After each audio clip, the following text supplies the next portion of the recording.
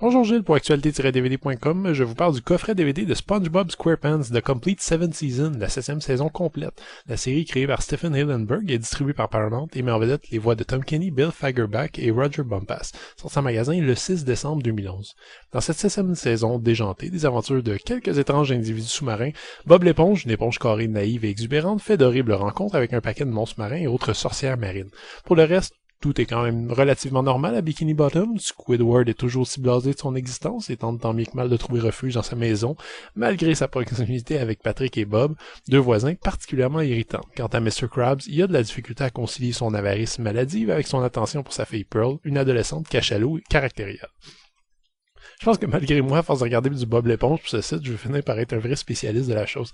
Et pourtant, j'avais jamais regardé vraiment cette émission-là quand j'étais plus jeune. Mon premier contact avec le personnage atypique était la sortie en salle de Bob l'éponge, le film, au cinéma en 2004. J'avais été, je l'admets, assez charmé par ce mélange absurde d'humour slapstick et visuel, avec des trouvailles originales très particulières. Le créateur Stephen Hillenburg avait réussi à créer un personnage à l'humour très premier degré, sans jamais tomber dans le piège des références culturelles dans lesquelles beaucoup de personnages s'embourbaient à l'époque, une tendance malheureuse qui est encore présente aujourd'hui. J'ai déjà dit et répété que, hélas, Hillenburg a quitté la production de la série après la sortie du film, et depuis les personnages grotesques de Bikini Bottom ont un peu de misère à vivre de la même façon sous l'inspiration parfois déficiente de quelques scribes au talent limité. La 16e saison représente parfaitement cet état de fait, une saison extrêmement inégale, où les moments hilarants côtoient bien souvent des épisodes plus ridicules que drôles, quand ils sont pas carrément ennuyeux.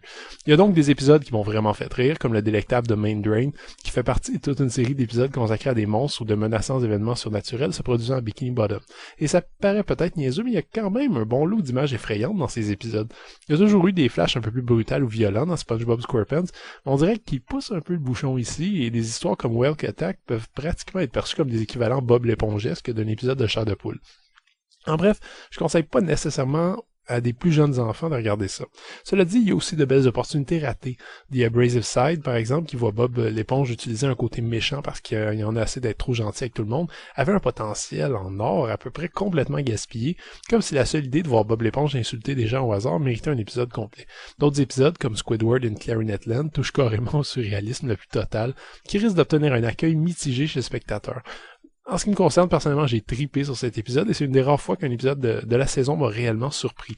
Parce que dans l'ensemble, je crois que la série est devenue un peu routinière. Enfin, dans la mesure où un morceau de l'existence de Bob l'éponge peut être routinier. Ceux qui suivent ça depuis le début vont savoir un peu ce que je veux dire. Il n'y a rien qui change. Mr. Krabs est toujours radin, Squidward est toujours frustré de la vie, Patrick est toujours atteint de déficience intellectuelle grave qui fait paraître Homer Simpson pour prix Nobel de médecine. Disons que tout ça manque un peu de renouveau, d'un petit vent frais, et trop souvent des épisodes entiers sont consacrés à un seul et même gag. Je dis pas que c'est une torture de regarder cette 7e saison, mais on se rend bien compte ici que les choses ne sont plus ce qu'elles sont et que la créativité artistique de SpongeBob SquarePants est en déclin évident. Rien de désastreux dans l'ensemble, seulement un petit sentiment de lassitude. Les 4 DVD sont présentés en plein écran 1:33 avec une unique piste audio en anglais 2.0, malheureusement. Au moins, Paramount a jugé bon cette fois-ci de présenter la saison dans un seul coffret, dans son intégralité, et non de les séparer en plusieurs volumes comme il le faisait pour les saisons précédentes. Pas de sous-titres, et les bonus sont à peu près absents si on fait exception des Animated Shorts, qui sont en fait des spots publicitaires originaux pour la promotion de certains épisodes. Étrange qu'une série à succès comme Bob l'éponge ne bénéficie pas d'un traitement un peu plus luxueux, mais les fans seront bien trop contents d'avoir la possession de saison au complet. SpongeBob SquarePants Complete 7th Season est dans la directe continuité des saisons précédentes. Les gags sont un petit peu prévisibles, on retrouve les mêmes personnages et leur même personnalité, l'humour demeure visuel, potache et définitivement premier degré. Si j'ai une qualité attribuée à cette nouvelle saison, c'est qu'elle renouvelle parfaitement le type d'humour particulier qui a fait la marque de Bob l'éponge depuis ses débuts et qui le place dans une classe à part. En revanche, beaucoup d'épisodes semblent avoir été écrits sur des coins de table à la dernière minute et les scénaristes ne savent pas trop où aller.